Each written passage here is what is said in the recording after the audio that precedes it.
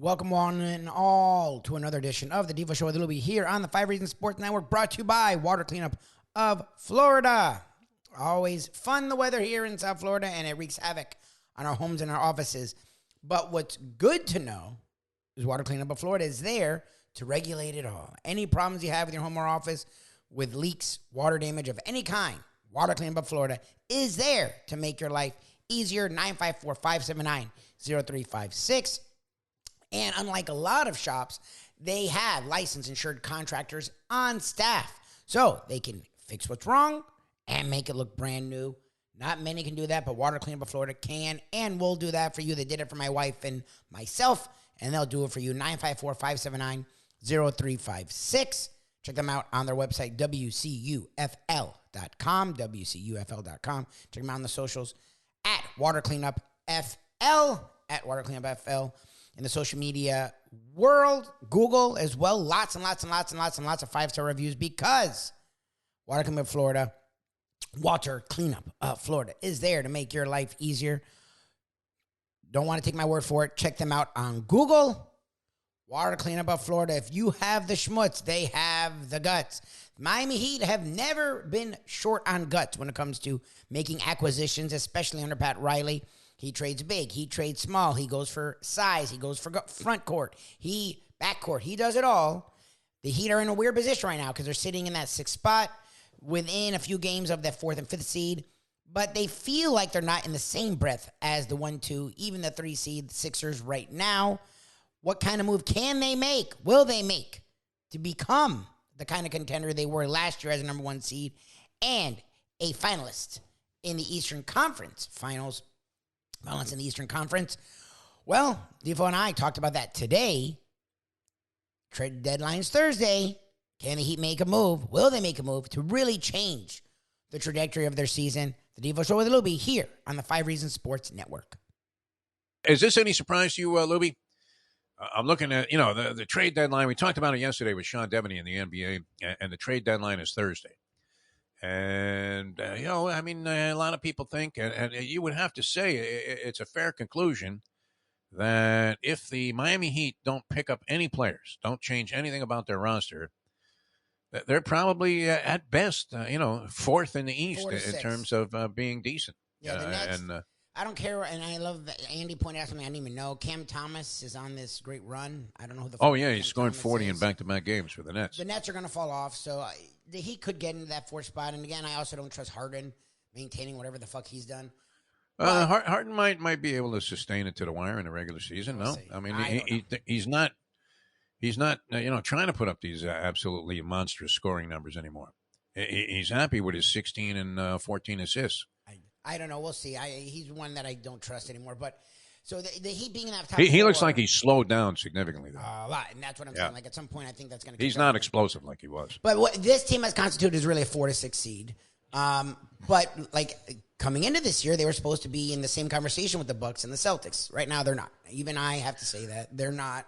They don't appear in a 4 of 7 series like they would be better than Boston, Milwaukee, or Philadelphia. Even the Sixers right now. If you wanted to put them in their fourth. Yeah. I mean, if they had to play best of 7 against any of those 3 teams, I would favor all 3 of the other teams heavily. Yep. And figure that all 3 of those teams would be able to beat the Heat in 5 or 6 games, no? Yeah. I mean, I can't. And I was one that thought they were as good as any coming into this year.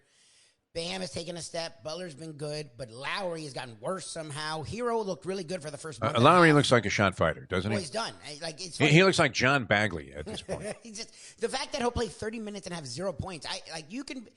Bimbo Coles would have had 7. It's weird to play that.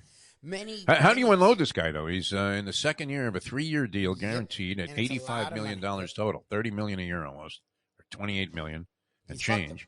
He's shooting 39% from the field, 12 points a game, 5.3 assists. Supposedly the Clippers, who not only have a little trading cachet in terms of players that might be of interest or deals that might be of interest to the Heat, but I mean, if you're the Heat, you want to unload Kyle Lowry. I mean, like right now, do you not? Lowry, Robinson, Dedmon. Cutting him would be an option, I would think, for Pat Riley if he could afford to do that. You want to get rid of those 3: Robinson, Dedmon, and Lowry. Dedmon now is bitter and doesn't fit. Robinson's Can you unload a useless. dead weight though? I mean, Shaq was a lot of dead weight when we had him here after a couple of years. Anyway, he was okay for a while. I don't know. I don't know how you get rid of those 3 guys and then get back anything worth anything. Like, that's the big question. Is, yeah, you can get rid of them because they all have contracts that'll be done in the next year, but you want to get stuff back. The point for the Heat is to try and make a run here and to get a D'Angelo Russell or a Collins or an Anunoby from the Raptors. Like, those teams want stuff. They don't want garbage. Do we have any draft picks? I don't think we have any draft picks. They don't have picks. The picks are like the Lakers are like 2027, 2000, like, and they'll probably be bad at that point. Like, you don't want to give up those picks because they could be really good picks. Like, you're supposed to be rebuilding. But what would you trade if you were Pat Riley for a pick that's not likely to be, with your team selecting until you're in your grave, where it's so far down the road? I mean, I don't know. I hope Pat has another 20 years left. I'm a big Pat Riley fan. I love the guy. Terrific presence here in the South Florida sports scene. Adds a lot of distinction to it. Always did. Was always terrific to speak with. Whenever he came on for an interview, just absolutely spellbinding as a speaker. Pat Riley, you could see why he was getting $50,000 a pop back when $50,000 was a lot of money. Years and years ago, as a motivational speaker, some company. I mean, imagine you roll in Pat Riley and he gives you one of those fire up speeches, then drops like a crate of lobsters on your head and says, "Go get them, guys." It's always the Animal House act that tends to motivate players the most. That's why Dan Campbell maybe had so much success, right? Oh, my God. I've been fighting with people. I didn't realize he's that. I know he's liked in Detroit, but he's beloved. Yeah. Like, I thought it was well known. There. Yeah, they do. He's not an X's and O's guy. Like, I like, even when people praised him, it was never for his X's and O's. It was, he's a good guy. He's a because he would eat a wild boar at halftime to get his team motivated. But they believe, supposedly, Peyton gives him credit for the New Orleans offense. I'm like, you understand, he was with Miami when Peyton started with New Orleans. So that's not even, and he was with Dallas before that. He had nothing to do with Peyton in New Orleans. So that's a weird thing you're saying. Well, hey, look what he's doing in Detroit. I'm like, yes, the crazy man. I mean, resurrected Jared Goff. I don't know if he's directly responsible. I'm like, what is he doing offensively? They're like, what do you mean? He's been running the offense. I'm like, there's no way Dan Campbell is calling the plays for their offense. I'm like, I'm sorry. I'm like, look, you want to love him. Their offense was good, though. Very exciting. Great. No, their offense by the end of the year was really good. But I'm like, what is Dan? I'm like, whatever. But yeah, they love him.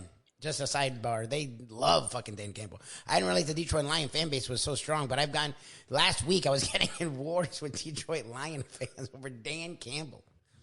I don't want to pull a Salguero after I just, reminisced about this completely ridiculously bad opinion about Jim Larinaga and the fact that he was 61 years old when the Canes hired him. But, is there any way that the Heat can unload Kyle Lowry and at the same time improve their ball club? It seems impossible, doesn't it? That's supposedly like they are kind of stuck, are they not? I don't know how you. It's just the guys they want, like a Strus. I guess. Look, a Strus has actually turned into be something interesting because Strus is good. Yeah, I mean, a functional player. His contract's low. He has a low contract where you don't need to extend him. I think till next year, or the year after. So that's a piece that's interesting. And but he has either been starting or been like a key guy off the bench for him all year long. It's just I don't know if he's enough. Like I don't know how you don't give up a hero. Like how do you not give up something of real value to get the help that they to get what? I mean, to get Kevin Durant. I mean, what do they do? The Durant stuff's weird because I don't know how you could get a Durant without giving up a Butler. Like the other stuff doesn't matter anymore. Like Hero is not grown like he was supposed to. And Bam's no, Hero after having a real good year last year, where he was the sixth man of the year, he was terrific. And so he's had a promising rookie season. Then he fell off completely because women weaken legs. Yep. Then came back last year, was terrific, was sixth man of the year. And this year really is kind of a lost soul, is he not? Tyler Hero, he's had some good games, some good moments, but mostly nothing special. The first half, or so I guess the first quarter of the season, the first half of the season, he was really good. And then like the last 6 weeks, he's really gone into a funk offensively, and he's not good otherwise. So that's a problem with a lot of these one-trick ponies, is once they're not good at the thing they do, there's nothing to get them going. Yes, the funny thing to me was Lowry was off limits. I'm like, why is Lowry off limits? Off limits, man. I would trade him for a breakfast sandwich from McDonald's at this point. No? 100%. Just you're not going anywhere with this guy the way that he's playing. That's for sure. And he's become an impediment to any kind of success the Heat may have. Now look, he was brilliant with Toronto. Very much undersold. I mean, people knew of him, and obviously he had some very exciting ball games and some huge, impactful games, playoffs, he was big. And scored a lot of points. But yeah, he was terrific. But I guess he had started to tail off a little bit before the Heat acquired him, and he's one of those guys that got sucker punched by Father Time. I think. Yep. Where it happens with fighters, where you see him in one fight, and you're saying, well, guy won the fight, but there were signs there that it's over, and in the very next fight, it's completely over. The guy's horrible, can't do anything. And Lowry seems to have hit that kind of a wall. I don't know if he can rebound from that. But if he doesn't, and the Heat don't make any moves, which I don't anticipate, not that I know anything. It's not like I'm Sean Devaney or one of these NBA insiders. I know nothing other than, what you can gather from the various reports that you see and then looking at the situation. I just don't know. I mean, the Clippers supposedly would have some remote interest. They need a point guard desperately and might have interest in Kyle Lowry. And maybe he can resurrect some of his brilliance from the past if he goes to another team. But you would think, he's primed for success here. The Heat don't have any size, though. Besides, Bam Adebayo being their big man puts them in a somewhat compromised position, even though size has been de-emphasized. But when he gets in there against some of these other teams, and they have a big front line, the Heat are hard-pressed to keep pace. But still, with a winning record, I know a lot of people are very disappointed in the Miami Heat season this year. They still have a winning record, and it's kind of like Denny Green time, right?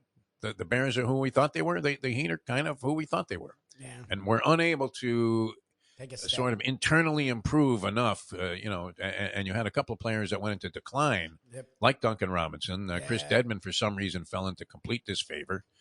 He was a contributing member and kind of an interesting pickup by the Heat a year or two ago? Last year. And, it was great because nobody had ever heard of this guy, and he was coming in. He was making contributions and, playing some real solid basketball. But just not happening. I don't know what the Heat are going to do, Lubie. I don't anticipate them doing anything. If they could unload Kyle Lowry, it'd be a stroke of genius on the part of Pat Riley. No doubt about that. I think they'll find a way to get rid of Lowry and some of the other dead weight, and they'll bring in like a Crowder. I don't think they're able to get like the big name that all the Heat fans want. Like that, I don't think. And what would that do for him? If they think they could be a force, because right now I think they're more of a 5th, 6th seed. But I think if they can get the undersized power forward, because that's what they need. They need a guy that can take some pressure off of Bam, help rebounding and defense interior and on the perimeter. Then they'd be at like a true 4th seed. They could be better than the Cavs, and they could beat the Cavs in the first round and then lose in the second round. Is where they probably are this year. Look, when it comes to the Heat, I don't put anything past them. You never know with Pat Riley, Andy Ellisberg, that group. They do a really good job. Eric Spoelstra's, I think, involved in personnel at this point because he knows he's really become, if not the best coach in the NBA, he's in that conversation for best coach in the NBA. They are close. This team is close. Oladipo's looked better. Butler's been great. Bam's been amazing. Hero was really good for the first month and a half and has tailed off the last month and a half. So they have an interesting roster. Their bench is interesting. They're supposedly getting Yurt 7 back. So that should help them with not only size next to Bam, but also athleticism as well, which is what Dedman did not have. But they're missing something. Getting a Jay Crowder, I think, would help them if they can get a power forward of that nature to put along Bam. Get another more physicality so Bam doesn't have to do everything when it comes to rebounding and defense inside and even on the perimeter. But a big move would be nice. You're hearing the Kevin Durant murmurs. I don't know if look, what you're seeing from Cam Thomas, I don't think is going to sustain itself, but it shows that they have some talent there to surround Durant. They're still sitting there in that 4th, 5th spot. I don't see the Nets trading Durant right now. I just don't see it. It feels like they're gonna try and see what they can do this season. Then in the offseason, I can see Durant being moved. I don't think the Heat are able to do a big move here, but I think they're gonna get someone. We had Sean Devaney on our show, and you heard him here yesterday, and he said, "Look, the Heat are gonna do something," and I think they will. Will it make them a top 3? Maybe. Look, the Sixers to me are relying on James Harden a lot, and he's had a resurgence this season. Well, at some point he's going to James Harden. He just is. So, it's really, to me, will the Heat be with the Bucks and the Celtics this season? I don't know. I don't know if they're ever going to get in the same place as the Bucks and the Celtics this year, but I do think they can get in that 4th, 5th spot, beat a Nets, beat a Cavs in the first round. And then we've seen with this team, once you get out of that first round, you never know. They made a run last year. A lot of people were counting against them versus Sixers. People questioned them versus the Hawks. And when they had most of their team hurt versus Celtics, and the Heat they were literally one shot away from going to the finals. So you never know with this organization. I think they will make a move. I think it will help them. I think it'll take them inside the top 4. I don't know if it'll take them to being in that conference finals, NBA finals conversation. We shall see. We'll talk more about it tomorrow morning, 7 to 9, the Defo Show with Lubie on the South Florida Live.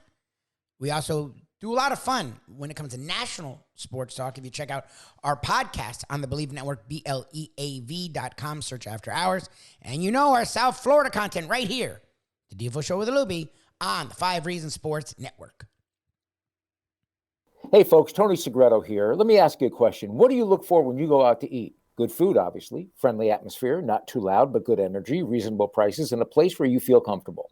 All those ingredients, no pun meant there, are hard to find unless you're talking about the Texas Roadhouse. You see, they encompass all of those attributes. Really, really good food, amazing atmosphere, good for a family, good for a date, or just a night out for yourself, and prices that will make you extremely happy. Their ribs unmatched, steaks hand-cut every day.